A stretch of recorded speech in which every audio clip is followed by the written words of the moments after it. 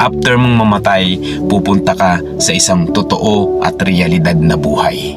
At doon ay wala ng kamatayan.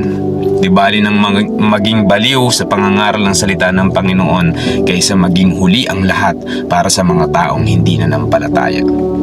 Get right to God before it's too late. Ayan, isang mapagpalang araw po sa ating lahat mga kapatid. I just want to share to you my devotion in Mark chapter 4 verse 22 to 23. Sabi po dito, sapagkat walang anumang bagay na matatago kundi upang mahayag, ni nalilihim kundi yaoy upang mapasaliwanag. 23, kung ang sino man ay may mga pakinig na ipakikinig ay makinig. Actually, ang context po nitong verse na binasa natin ay after pong mangaral ng Panginoong Hesukristo sa the foreground or yung the parable of the sower. Yung apat po na klase ng kondisyon ng puso ng tao. Yung isa yung nahasik sa daan, nahasik sa batuhan, nahasik sa tinikan, at yung nahasik sa matabang lupa. So, after pong mangaral ng Panginoong Hesukristo tungkol sa talinhaga na yon, sa kanya po sinabi na kung ang sino man ay may pakinig na ipakikinig ay makinig. So ang pinakarema ko po dito is walang lihim na hindi nabubunyag. Okay, so kumbaga parang kapag ka meron kang ilawan, kapag ka meron kang gasera, or kapag ka meron kang bumbilya, saan mo ba dapat nilalagay yan? Doon ba sa ilalim ng kama? Doon ba sa aparador? No? It's become useless kapag ka ganun ang ginawa po natin. No? Instead na ilagay mo sa tamang lagayan. So, gayon din po yung ibig ipakahulugan ng bagay na ito na walang lihim na hindi nabubunyag. Okay? So, for example, sa ating pangangaral ng salita ng Panginoon, hindi naman po pwede na nangangaral tayo ng salita ng Panginoon na parang itinatago lang natin or inililihim lang natin sa ating sarili. Siyempre, kapag ka maghahayag ka ng salita ng Panginoon, yung merong taong makaririnig at merong taong makauunawa. Hindi yung nasa loob ka ng kwarto, nagpipreach ka doon and then yet wala namang nakikinig na tao or wala ka namang bidyong piniplay para ma-share or maibahagi sa mga tao in your social media. So, siguro kung meron man tayong gagawin, according din sa turo ng Panginoon, na kung tayo ay mananalangin, isarado natin ang pintuan. Iyon, pwede po yun kasi tayo po ay nananalangin sa ating Ama ng pasekreto, nakasarado ang pintuan according to the teaching of the Lord Jesus Christ. Pero kapag usapang liwanag, dapat po ito ay nasa tamang lagayan, no? For example sa atin, ito kasi based on my experience nung ako po ay nakakilala sa Panginoon, parang ayaw ko na ma-expose sa maraming mga tao dahil ayaw ko na ako ay magkasala, no? Kasi may nakita ka, may napansin ka, may narinig ka, magkakasala ka, no? Kasi baguhan eh. So ang gusto kong mangyari, doon ako sa malayo, sa kabundukan na ako lang yung mag-isa. So which is hindi tama. Kasi yung liwanag mo, yung mga testimony mo, yung mga patotoo mo na dapat malaman at makita ng mga tao, hindi mahahayag. So ganun din po sa bumbilya, no? Kaya tandaan po natin, pwede rin po natin siyang ihalin tulad sa mga lihim. Yan, yung mga kasalanan na ating ginagawa, yung mga nakalipas o nakaraang mga kasalanan na ating ginawa or may ginagawa tayong hindi kalooban ng Panginoon. Although na itatago natin sa mga tao, pero sa Panginoon hindi natin yan maitatago. Darating yung time ay mabubunyag yan. Kaya yung rema ko po dito is walang lihim na hindi nabubunyag. Okay? So, it's either mabuti man yan, masama man yan, kahit na inihahayag mo na mabuti pero may nagtatakip, time will come sa tamang panahon, mahahayag yung bagay na yan. Okay? So, may reflection here is, pwede nating pagtakpan ang katotohanan sa lahat ng uri ng masasamang kapamaraanan na nais natin.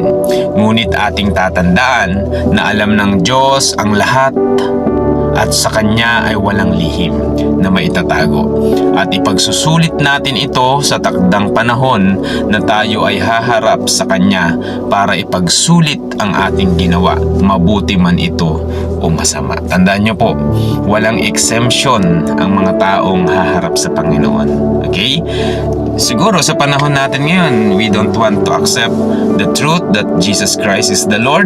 Pero time will come, lahat ng pagdi-deny natin, lahat ng pagsasawalang bahala natin, may i-expose po yan kapag humarap na tayo sa Panginoon. Tandaan nyo po, Hebrews 9:27. Minsan lang dumating sa tao ang kamatayan at pagkatapos nito ay ang paghuhukom. So ibig sabihin, sa ayaw at sa gusto natin, haharap tayo sa Panginoon. Ngayon, kung haharap pala tayo sa Panginoon, sa kahuli-hulihan ng ating buhay, bakit hindi na natin itama or ituwid ang status ng ating pamumuhay? Ganun din, kapag ka namatay ka, haharap ka sa Panginoon eh.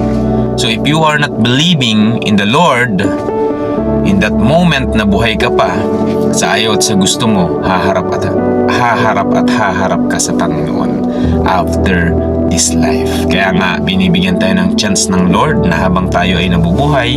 2 Peter chapter 3 verse 9, ayaw ng Panginoon ang sino man ay mapahama, kundi ang nais niya ang lahat ay makapagsisi at makapanumbalik sa Panginoon. Okay? So my motivation here is get right to God before it's too late. Again, get right to God before it's too late. Tandaan nyo po, lahat ng meron sa mundo ay temporary lang. Everything here on earth is temporary. Kaya kung sinasabi po natin na minsan lang tayo mabubuhay, no? Sa langit walang beer, no? Hindi na natin mai-enjoy yung buhay natin pag namatay tayo. Nagkakamali po tayo mga kapatid. Dahil ito po ay temporary lamang. Meron po tayong totoong buhay. Dalawang klase ng buhay. It's eternal damnation or eternal na kasama natin ng Panginoon. No, kung inaakala po natin na tapos na ang buhay natin after this life, nagkakamali po tayo. Dahil ang tunay na buhay, ang pintuan nito ay ang kamatayan. After mong mamatay, pupunta ka sa isang totoo at realidad na buhay. At doon ay wala ng kamatayan. No? Pag nasa impyerno ka, paulit-ulit kang pahihirapan, pero di ka mamamatay. Okay? Pag nasa Panginoon ka, hindi ka na makakaranas ng kahit na anong hirap sapagkat kapiling mo na ang Panginoon. Kaya kung papipiliin kayo or pipili kayo ng buhay nyo, mas maganda na magdusa tayo pansamantala sa mundong ito na punong-puno ng kasamaan kaysa naman mag-enjoy tayo sa mundong ito at after naman ay panghabang buhay tayong pahihirapan. Kailangan we need the wise decision kung ano yung pipiliin natin habang tayo nabubuhay. Kaya habang tayo nabubuhay, get right to God before it's too late. Dahil kapag kinamatayan po natin ang kasalanan natin, huli na para sa atin ang lahat. So my application here is I will do whatever God wants me to do. Kahit walang makinig, ang mahalaga, sinunod ko at ginawa ko ang kalooban ng Diyos. No? Kahit walang makinig, okay lang, at least ginawa ko yung part ko para sa Panginoon. Ngayon kung may makikinig, praise the Lord. Okay? Hindi ko na trabaho kung maniwala o hindi yung mga tao. Basta sa akin, ginagawa ko lang yung part ko para maiparating ang salita ng Panginoon. Sometimes siguro yung ibang tao, tingin nila sa mga nangangaral ng salita ng Panginoon ay mga baliw. Di bali ng maging baliw sa pangangaral ng salita ng Panginoon kaysa maging huli ang lahat para sa mga taong hindi nanampalataya. Tandaan nyo po, same like what happened kay Noah. Inakala siyang baliw, pero hindi siya baliw.